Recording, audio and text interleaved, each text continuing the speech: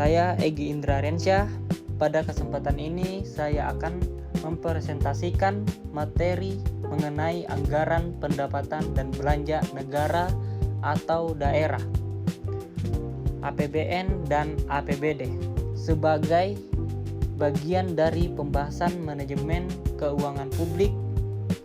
Topik ini sangat penting karena APBN dan APBD merupakan instrumen utama pemerintah dalam merencanakan, mengelola, serta mempertanggungjawabkan keuangan negara dan daerah demi tercapainya kesejahteraan masyarakat.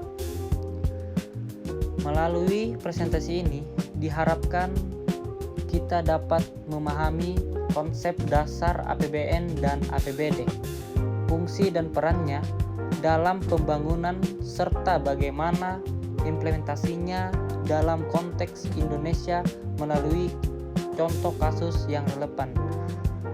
Pemahaman tersebut diharapkan dapat menambah wawasan serta meningkatkan kesadaran akan pentingnya mengelola keuangan publik yang transparan, akuntabel, dan berorientasi pada kepentingan masyarakat.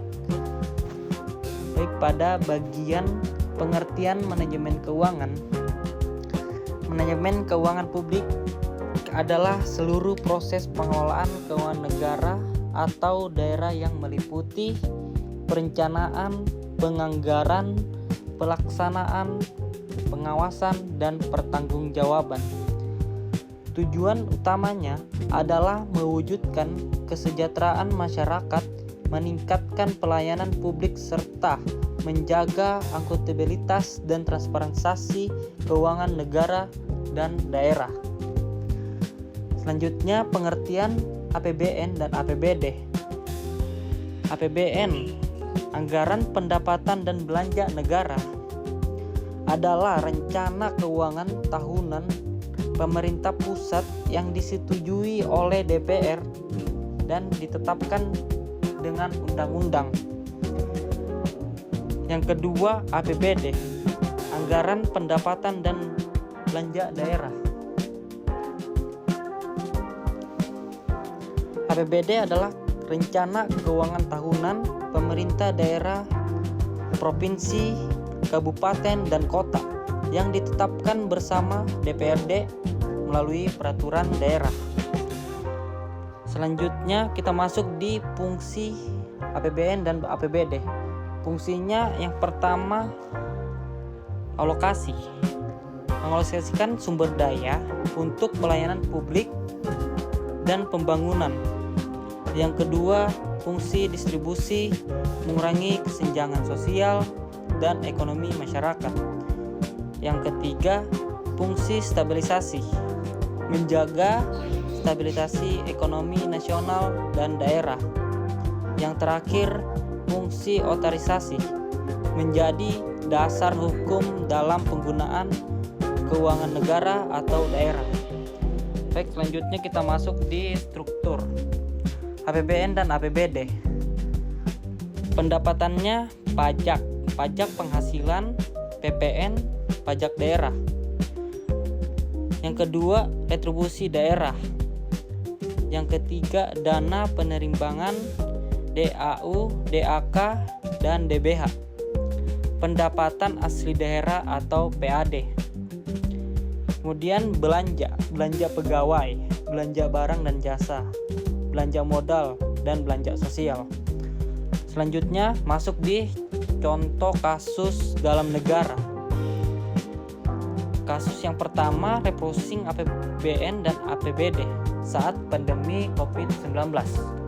Pada tahun 2020 sampai 2022, pemerintah pusat dan daerah melakukan refocusing dan realokasi anggaran sebagai respon terhadap pandemi COVID-19. Kebijakan yang diambil, pengalihan anggaran pembangunan fisik ke sektor kesehatan, peningkatan bantuan sosial bagi masyarakat terdampak. Yang terakhir, dukungan pemulihan ekonomi nasional dan daerah. Selanjutnya, analisis kasus.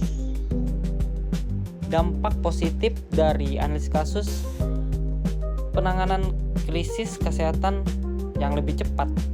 Yang kedua, perlindungan masyarakat miskin dan rentan. Yang ketiga, menjaga stabilitas ekonomi nasional. Tantangan yang dihadapi: penurunan pendapatan asli daerah atau PAD. Yang kedua, risiko inefisiensi dan penyalahgunaan anggaran.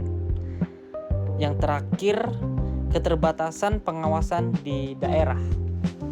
Selanjutnya masuk di peran manajemen keuangan publik. Manajemen keuangan publik ada beberapa peran penting di dalam manajemen keuangan publik. Yang pertama, menjamin efektivitas penggunaan anggaran. Yang kedua, meningkatkan akuntabilitas dan transparansi. Yang ketiga, mencegah pemborosan dan korupsi.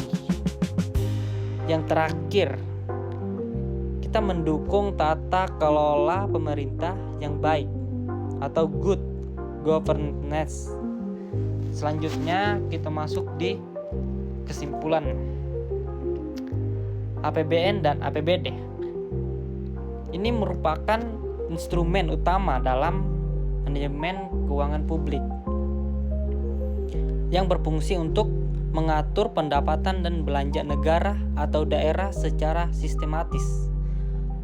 Pengelolaan APBN atau APBD yang baik, transparan, dan akuntabel yang sangat menentukan keberhasilan pembangunan serta peningkatan kesejahteraan masyarakat. Oleh karena itu, penguatan pengawasan perencanaan yang matang dan pengelolaan anggaran yang efisien menjadi kunci utama dalam manajemen keuangan publik. Oke, mungkin itu saja yang saya dapat presentasikan. Assalamualaikum warahmatullahi wabarakatuh.